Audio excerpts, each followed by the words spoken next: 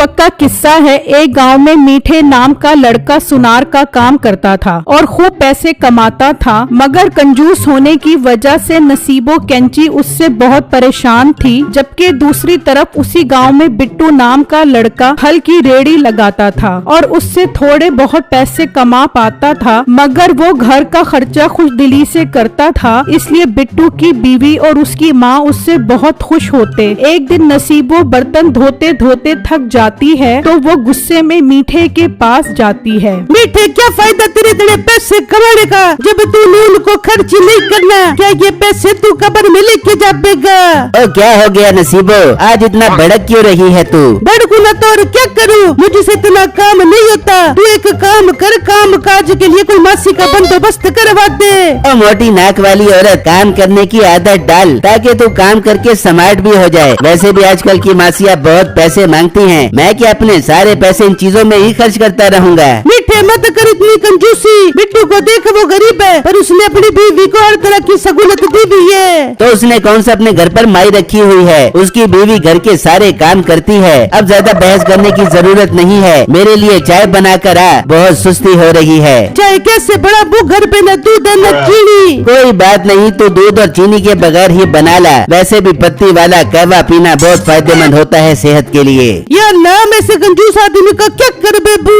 फिर अगला दिन होता है और मीठा फल लेने बाजार आता है तो देखता है बिट्टू ने आज रेहड़ी पर केले और सेब लगाए होते हैं। मीठा बिट्टू की रेहड़ी पर आता है। बिट्टू, सेब क्या रुपए किलो दे रहे हो? मीठे भाई, आज सेब 250 रुपए किलो है। मोटे, बहुत महंगे फल बेच रहा है तू। 150 रुपए किलो लगा ले, मैं तेरे से 1 किलो सेब खरीद लूंगा। क्या बात कर रहे हो मीठे भाई, बहुत महंगाई हो गई है। आज मंडी से भी सेब महंगे मिले हैं। 150 रुपए किलो के हिसाब से नहीं बेच सकता। अच्छा मोटे, तू भी क्या याद करेगा? 170 रुपए फी किलो के हिसाब से दे दे। इस बात पर बिट्टू सोचता है, इस रेट पर दे देता हूँ। वैसे भी ये मेरा पहला ग्राहक है। अल्लाह ने चाहा तो और अच्छे ग्राहक आ जाएंगे और बेहतर रेट पर फल खरीद कर ले जाएंगे। मोटे, क्या सोच रहा है तू? अच्छा ठीक है, 170 रुपए के हिसाब से दे देता हूँ। सेब मोटे मोटे और लाल लाल दी, ज्यादा कंजूसी मत करी। अच्छा, 250 रुपए वाले सेब 170 में ले रहे हो और मुझे ही कंजूस बोल रहे हो। फिर बिट्टू उसे सेब देता है और मीठा वहाँ से चला जाता है। तभी एक आदमी बिट्टू के पास आता है। क्या बात है बिट्टू, ये मीठा क्या बहस कर रहा था? बहस क्या करनी, ये मीठा कंजूस मक्खी चूस सेब कम दाम में ले गया। चलो बिट्टू, तुम दिल छोटा मत करो, अल्लाह और अच्छे ग्राहक भेज देगा। ये कहकर वो आदमी वहाँ से चला जाता है। नसीबो मीठे की कंजूसी से बहुत तंग होती है और गुस्से में बैठी होती है। मीठा फल लेकर घर आ जाता है। मीठे, मुझे आज तेरी एक नहीं सुननी। मुझे काम के लिए मुलाजमत चाहिए जो घर के काम भी करे और खाना भी पकावे। एक काम करता हूँ, तेरे लिए सोतन का बंदोबस्त करता हूँ ताकि तू औकात में रहे। मीठे, इन सोतन की बात की तो तेरी टांग तोड़ दे दूंगी। वैसे भी मैंने बचपन में कुंफू कराटे सीखे। अब मुलाजमा का बंदोबस्त कर, वरना मैं खाना नहीं पकाने वाली। अपने लिए बाजार से खाना ला, जब ज्यादा खर्चा हो बेगा तो तेरी सारी कंजूसी निकल जाएगी। नसीबो की धमकी काम कर जाती है और मीठा मुलाजमा का बंदोबस्त कर देता है। नसीबो उसे किचन का काम समझाती है और आराम करने कमरे में आ जाती है। तभी मीठा आ जाता है। ओ माई, क्या बना रही है तू आज खाने में? सब्जी दाल बना रही हूँ मूंग मसूर की। ऐसा कर, दाल में ज्यादा पानी डाल दे ताकि रात के खाने में भी दाल बच जाए। नसीबो ये बातें सुन लेती है और गुस्से में आती है। अमासी, दाल में ज्यादा पानी डालने की जरूरत नहीं है, जितनी बना रही है उतनी ठीक है। पर बेगम, रात में हम क्या खाएंगे? मीठे, तो अपनी कंजूसी से मुझे तो परेशान करता ही है, पर बाहर के लोगों के सामने ऐसी हरकतें न किया कर।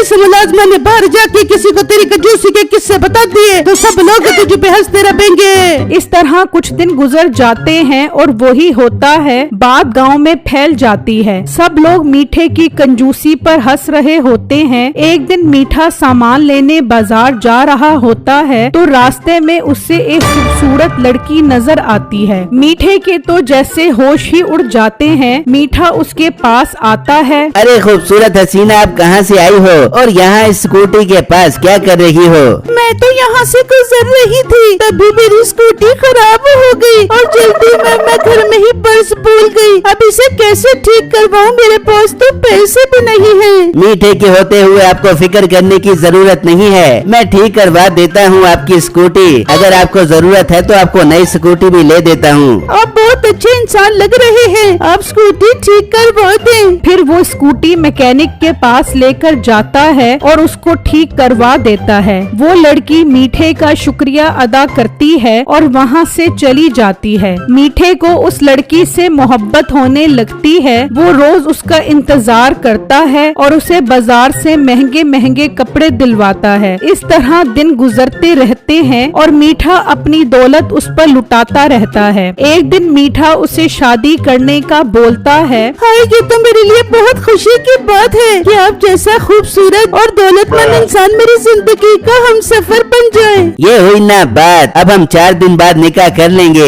ये बात नसीबों को पता चल जाती है। वो उदास होकर छम्मो के पास आती है और उसे सारी बातें बताती है। ये तो मीठे भाई की बहुत गलत बात है। एक बीवी के हकूक तो पूरे नहीं कर पा रहे और दूसरी शादी करने चले हैं। पर नसीबो बाजी, आप तसल्ली रखें, देखना सब ठीक हो जाएगा। फिर 4 दिन गुजर जाते हैं और मीठा उस औरत को घर ले आता है और कुछ लोग भी निकाह में शिरकत के लिए आते हैं। मीठे जी, आज मैं मेहमानों के लिए मीठा शरबत बनाकर लाती हूँ, क्योंकि नेक काम करने से पहले कुछ मीठा हो जाए। फिर वो शरबत बनाकर लाती है और सब लोग वो शरबत पीते हैं और बेहोश हो जाते हैं। वो लड़की सब कीमती सामान बक्से में डालकर ले जाती है। फिर जब मीठे और बाकी सबको होश आता है तो वो हैरान होते हैं कि ये सब क्या हो गया। मीठा जल्दी से अलमारी के पास जाता है मगर वहाँ पैसा और जेवर गायब होते हैं। वो बैठकर रोने लग जाता है। हाय, मैं लुट गया, मैं बर्बाद हो गया, मेरा सारा पैसा और सोना चोरी हो गया। वो जालिम हसीना मेरा सब कुछ लूट कर चली गई। तभी नसीबो भी आ जाती है और जब ये देखती है कि मीठे का सब कुछ लुट गया है तो वो अलमारी देखती है। उसकी सारी कीमती साड़ियाँ भी वो औरत लेकर गई होती है। तो नसीबो गुस्से में डंडा लेकर मीठे के पास आती है। मीठा डर कर भागता है और नसीबो उसके पीछे भागती है। आखिर मीठा सब गांव वालों के सामने नसीबो से माफिया मांगता है। बिट्टू और छम्मो भी मीठे को ऐसे देखकर मुस्कुरा रहे होते हैं कि मीठा कंजूस इंसान अपना सब कुछ लुटा बैठा।